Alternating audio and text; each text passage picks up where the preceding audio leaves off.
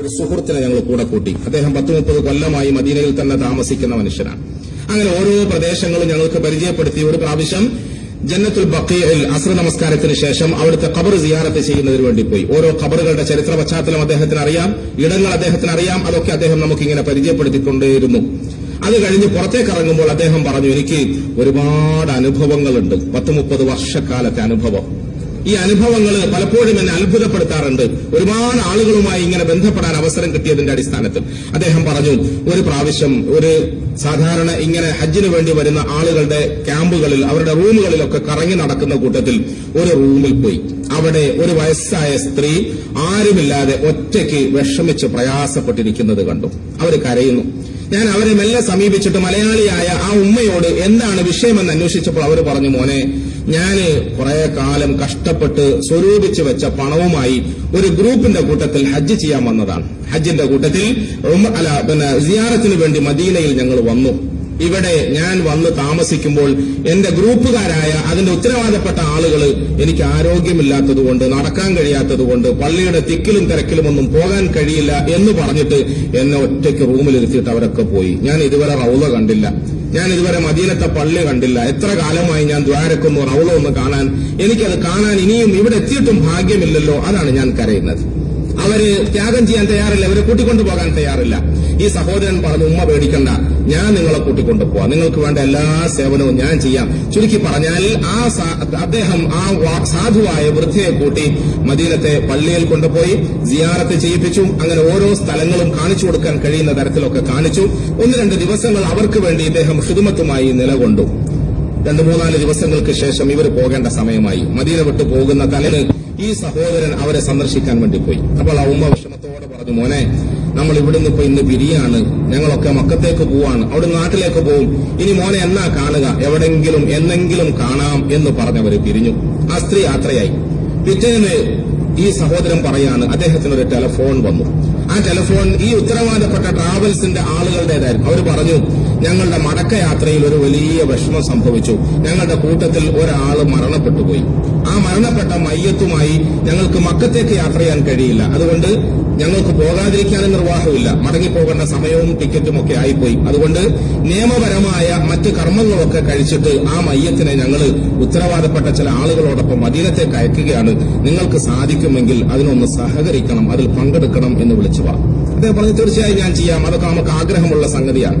അങ്ങനെ ഈ മയ്യത്ത് വരുന്ന സമയം നോക്കി ഇദ്ദേഹം അത് സന്ദർശിക്കുന്നതിന് വേണ്ടി അവിടെ പോയി കാത്തുനിന്നു. ആ സഹോദരൻ പറയാ, ഞാൻ പോയിട്ട് ആ മയ്യത്തിന്റെ മുഖത്തുള്ള തുണിയൊന്ന് മാറ്റി നോക്കിയപ്പോൾ സ്തബ്ധനായിപ്പോയി, ഞെട്ടിപ്പോയി. ഇന്നലെ വരെ ഞാൻ സേവിച്ച ആ വൃദ്ധയായ സഹോദരിയുടെ മയ്യത്തായിരുന്നു അത്. അവർ മരണപ്പെട്ടു. എന്റെ മനസ്സ് വല്ലാതെ വിങ്ങിപ്പൊട്ടി. സാധാരണ പോലെ മയ്യത്തിന്റെ അനന്തര കർമ്മങ്ങളൊക്കെ പൂർത്തിയാക്കി മസ്ജിദുൻ നബവിയിൽ 10,000-കണക്കിന് ആളുകളുടെ നേതൃത്വത്തിൽ നമസ്കാരം നിർവഹിച്ചു.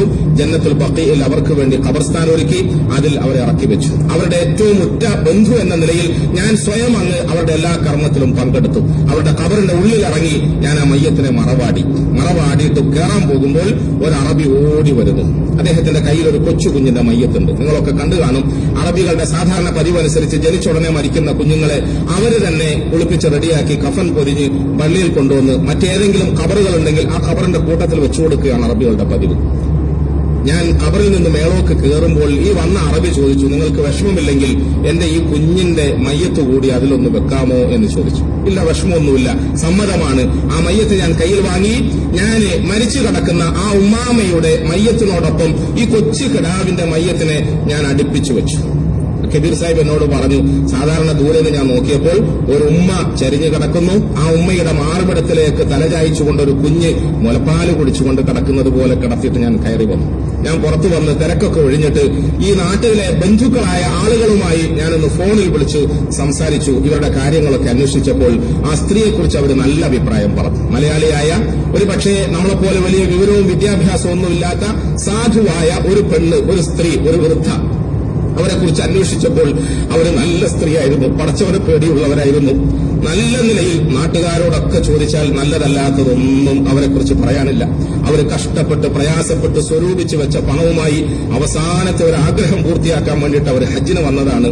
ഒടുവിൽ അവിടെ നിന്ന് അവർ മരണപ്പെട്ടു. ആ കൂട്ടത്തിൽ അവർ പറഞ്ഞു, ആ സ്ത്രീ ദുആ ചെയ്താൽ അതൊക്കെ അള്ളാഹു സ്വീകരിക്കും. അവരുടെ കാര്യങ്ങളൊക്കെ അവർ ദുആ ചെയ്ത് സ്വീകരിച്ചതാണ്, നേടിയെടുത്തതാണ്. ഈ ഹജ്ജ് പോലും അങ്ങനെയാണ്. പക്ഷെ അവരുടെ ജീവിതത്തിൽ ഒരു കാര്യത്തിൽ മാത്രം ദുആ സ്വീകരിക്കപ്പെട്ടിട്ടില്ല. ഒരു കാര്യത്തിൽ മാത്രം. അത് ഏതാണ്? ഒരു കാര്യത്തിൽ മാത്രം. അവർക്ക് എപ്പോഴും ആഗ്രഹമുണ്ടായിരുന്നു ഒരു കുഞ്ഞിനെ കാണാൻ, ഒരു കുഞ്ഞുണ്ടാകാൻ. പക്ഷേ അവരുടെ ജീവിതത്തിൽ കുഞ്ഞുണ്ടായില്ല. കുഞ്ഞിനെ കാണാതെയാണ് അവർ മരിച്ചത്. ഇത് കേട്ടപ്പോൾ കബീർ സാഹിബ് പറഞ്ഞു, എന്റെ ഫോൺ താഴെ വീണു, ഞാൻ വിങ്ങി പൊട്ടി, ഞാൻ വെപ്രാളപ്പെട്ടുപോയി. പടച്ചവനെ, നിന്റെ കഴിവും നിന്റെ കുതിരത്തും നിന്റെ പ്രകൃതിയും പ്രകടനവും എത്ര അപാരമാണ്.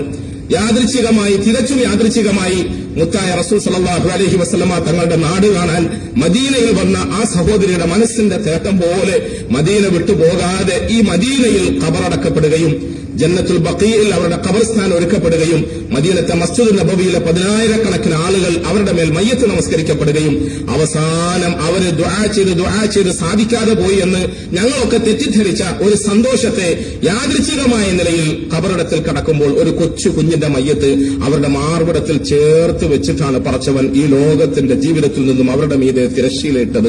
വാസ്തവത്തിൽ പ്രിയമുള്ളവരെ, റസൂലുള്ളാഹി സ്വല്ലല്ലാഹു അലൈഹി വസല്ലം തങ്ങൾ പറഞ്ഞതുപോലെ നിങ്ങൾ നിരാശപ്പെടരുത്, നിങ്ങൾ ദുആ ചെയ്തിട്ട് നിർത്തിക്കളയരുത്, നിങ്ങൾ ധൃതി പിടിക്കരുത്. ഖൈർ ഉദ്ദേശിച്ചുകൊണ്ട് നിങ്ങളുടെ രക്ഷിതാവ് ചിലപ്പോൾ നിങ്ങളുടെ ദുആ സ്വീകരിക്കുന്നതിന് അല്പം താമസം നേരിടിച്ചാലും അത് നിങ്ങൾക്ക് ഖൈറായിരിക്കും. നിങ്ങൾ നിരാശപ്പെടരുതെന്ന് റസൂലുള്ളാഹി സ്വല്ലല്ലാഹു അലൈഹി വസല്ലം തങ്ങൾ പറഞ്ഞു.